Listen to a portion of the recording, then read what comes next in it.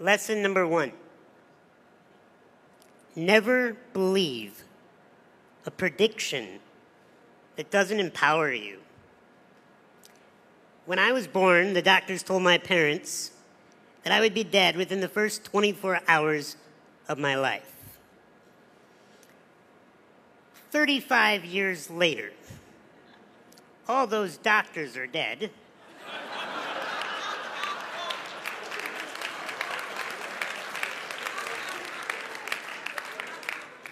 And I am the only doctor that remains.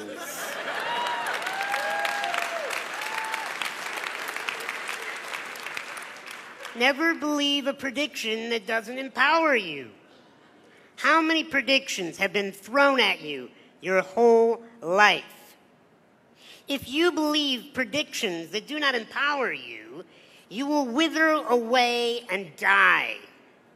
Either physically die or your spirit will die as you just walk around the world like a carcass that is just following the masses. You will be given a lot of titles in your life. You will be told so many different things. You must only listen to that which empowers you. I have a belief that has served me in my life. And that is that everyone is rooting for me to win, even those that do not know it. And I am not here today to tell you that I have had adversity in my life, and so therefore I know what you're going through. I don't have a clue what any of you are going through in your lives. I did not grow up in your neighborhoods, more than likely. I did not have your set of parents, nor do I live in your body. I have not had the events that you've had happen to you.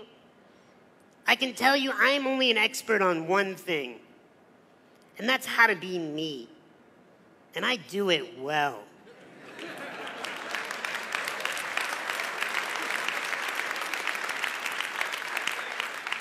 But it's not come easily. I've gone through things that I don't wish upon anyone in this room. I've had metal rods pulled out of bone marrow while I was awake. I've had jaw infections where teeth had to be extracted and I can no longer chew my own food. I have to get up every day and be showered and cared for physically by another human being.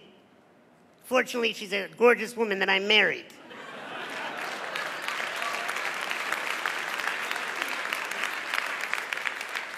I get stared at everywhere I go, and the moment people meet me, if they don't know a thing about my resume, they automatically, just by the human nature, think to themselves, oh, it must be so difficult to be that man. If somebody pities me, they're wasting their time. Because I have chosen a life of strength. And I am here to help you choose a life of strength. But I'm going to tell you, we've talked about drugs here. You know what the worst drug to ever hit the human race is? Pity. The moment you feel sorry for another person, or the moment you feel sorry for yourself, you're hosed. You are totally, completely frozen in potential. We cannot pity ourselves. We cannot pity you. Yes, I get to go home today. Yes, I get to have what many would call freedom, but I'm going to talk to you about freedom, about what I really choose to see freedom as. Because like I said, you cannot believe predictions that do not empower you. The second lesson today is you are not your condition. You are not. I am not disabled. Sure, I'll take the handicap parking privileges. But that does not define me as a man. Not able. I've been looked at and treated my whole life as if I am not able. I have had to rise above and show people that the only disability is one's refusal to adapt. You have to adapt to whatever environment you're in, even if it's prison. And what does adaptation look like? I think it looks like celebration. Because when you meet people that are celebrating their life, you want to be around them. You want to learn from them. You want to do business with them. You want to hire them. Look, if you do not want to be seen as a prisoner or a convict when you get out of this, or even while you're in this, then it's an attitude. It is a belief in yourself that you bring value to the human race, no matter what your current condition, title, or stature is.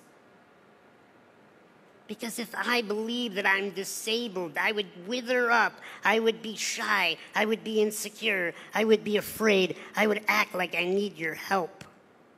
And the rest of humanity would be okay with that. But I choose something else. I choose to be strong. I choose to be a leader. I choose to have words to move this planet. I'll tell you why I was born. And I hope it inspires you to find out why you were born. I was born to rid this world of insecurity. Because when a human being is insecure, they do stupid stuff. When we feel like we're not enough, we chase external validation and external objects to try to tell us we're enough. Thank you.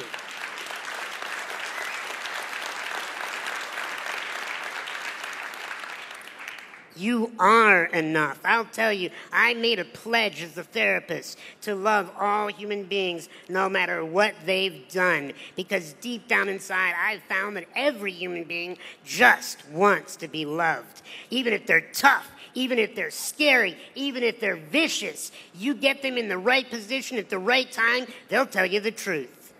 They just want to be loved. You know who they want the love from the most? Not their moms, not their dads, not their wardens, none of these people. They want to be able to look in the mirror and love themselves. And if you can figure that out, then you're going somewhere.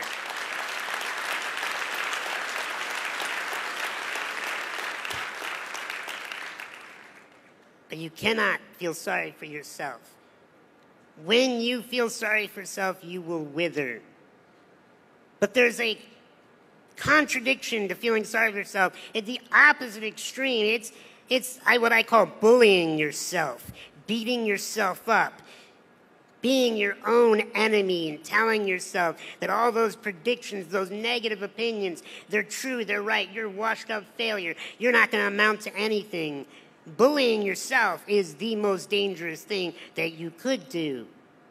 You cannot afford to pity yourself. You cannot afford to bully yourself. You have to love yourself. Because the last lesson that I'm going to share with you today, that is, I'm going to teach you what the real prison is. It's not surrounded by barbed wire or electrical fences. The real prisons do not have guards. The real prison's up here.